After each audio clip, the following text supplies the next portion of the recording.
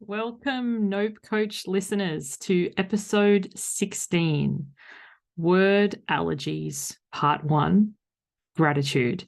I say Part 1 because I have a feeling this will be a recurring theme on this podcast. I'm your host, Suzanne Kohlberg, and at the time of recording this, we just had Mother's Day. So it was an absolutely fabulous day. The kids went all out. And there was a few episodes of this show ago, I spoke about going to Lush with my daughter and buying some hair products. And I was putting that in yesterday morning. And my kids take one look at me and they say, "Oh, you look like Medusa." I took that as a compliment. And it just cracks me up. And I was like, I should totally jump on and record a show with my Medusa look going on. So, watch this space. We may see that happening. And Mother's Day, it's such a day for gratitude, but I personally have a word allergy to that term. You might be like, what does she mean by that? First time I come across the term word allergy, it was said by the fabulous Serena Hicks. If you're not following her, check her out, serenahicks.com. And it just made so much sense. We all have words that we're allergic to. And for some people, it's different words than others, the same as not all of us, some of us don't have any allergies. But in terms of what our body reacts to, what we're physically allergic to, varies and differs from person to person. The words that we're allergic to differs and varies from person to person.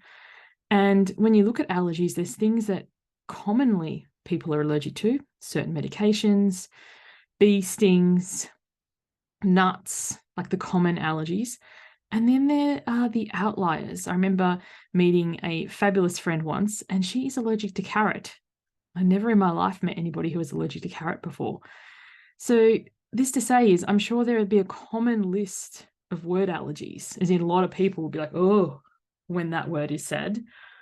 And there'll be other words that are outliers that, are unique to you. And the reason gratitude, like I just hear the word gratitude and I feel like the hyenas in The Lion King when they say Mufasa and they all shut up, Mufasa, oh, gratitude, oh. Because when I was a child, it was wielded as a weapon. You should be grateful. There's starving children in Africa. You should be grateful. At least you got something. You should be grateful. And I just hear the word and I'm immediately transported to being 6 years old again and forced to eat something that I didn't want to, or being given something that I wasn't grateful for and being forced to smile and nod and say, thank you so much, because it's better than nothing. And linking this to Mother's Day, so I am not in a lot of the mums Facebook groups. I find they can be, once again, they can be nourishing and wonderful, but they can also be catty and people tear into each other, especially since the invention of the anonymous post. Like I've seen people being torn down about what age to give your kids a pillow and all sorts of things that I'm just wholly unavailable for. If people are coming to ask a question, they are asking, they don't need to be. Anyway, that's a whole story for another podcast. But I'm in this one group, which I ended up, I won't get into the story of that. That'll be for another show too.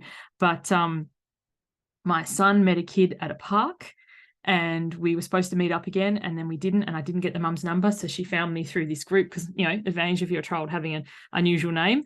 Somebody in the group who knows me sent me a screenshot and said, hey, is this you? So that was awesome. I'm still in that group. And randomly, if you're in a group, you can get notifications. So I got a notification for this group yesterday. I clicked on it and the post said, asking how long do I have to wear this crappy bracelet for from the Mother's Day stall before I can conveniently lose it, or something like that. I'm paraphrasing. And I thought, oh yeah, we've all been there. And there was a lot of amusing answers and it was, quite lighthearted. But then there's this one response where someone said, well, at least you got something. You should be fucking grateful. And immediately my allergic reaction came up and I was like, ooh, there's that word. Like it's being wielded. And the original poster responded to it so beautifully. She said, I am grateful for so many things in my life.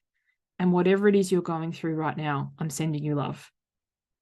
And I was just like, wow, that was so well hounded, because, people are going through a lot. And when we're saying that we aren't grateful for a particular thing, it doesn't mean that we aren't grateful. I still struggle to say that word. Appreciate is the word I've replaced it with. We aren't appreciative of things in other areas of our life. So all that to say, when you're going through something, for me, as soon as I try and find something that I'm grateful for, I can't get on board. As I said, I'm 6 years old being told you should be grateful, or having a response like that. At least you got something. You should be fucking grateful. And I feel my insides just like cowering. What I do in those moments is I look at the things that I appreciate.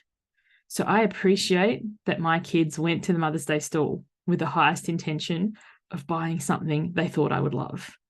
I appreciate the intention with which the gift was given.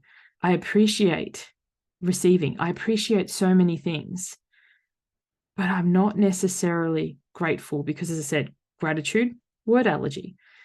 And a lot of people talk about having a gratitude practice and the benefits, like scientific benefits of, reducing stress and better mental health tied to a gratitude practice. And I tried so many times and I just could not come at it. Every time I saw it on the cover of the journal, or every time I read the prompt, what are you grateful for? I just felt that nervous system shut down, that cowering, that. But if you ask me what I appreciate, and I can tell you so much. I appreciate really nice smelling shampoo. I washed my hair today for those of you watching the video, and my hair smells amazing. I appreciate the cooler mornings now. So, snuggling down with all the blankets. I appreciate the wonderful effort my kids put into Mother's Day yesterday. I appreciate clean drinking water. I appreciate, and even when things aren't necessarily going well, when, there's a lot of suboptimal happening, you can find something to appreciate in that moment. Now, some of you may be listening and going, well, Suzanne, it's exactly the same thing. But the term doesn't hold any charge for me. So say you were allergic to one particular type of medication and you needed to be treated for something, there would be an alternative medication normally that you could take that would address the thing. So if I'm allergic to the word gratitude, but I can tolerate and thrive with appreciation, yes, there is a lot of coaching and journaling and unhooking and processes that I could do to undo that allergy to gratitude, or I could simply just change out the word, which is so much easier. And my invitation for you is to have a think about, what words are you allergic to? And you can send me an email, info@suzannekohlberg.com, because I'm sure I'll have some more episodes coming out about this, because so many of us, there'll be something that we have an individual association with or an individual bad experience with that we can inadvertently dampen our whole approach to that area. Where could we simply just substitute in a different word and have a whole vastly different experience? Hope this has been helpful. Have a wonderful rest of your day. Bye for now.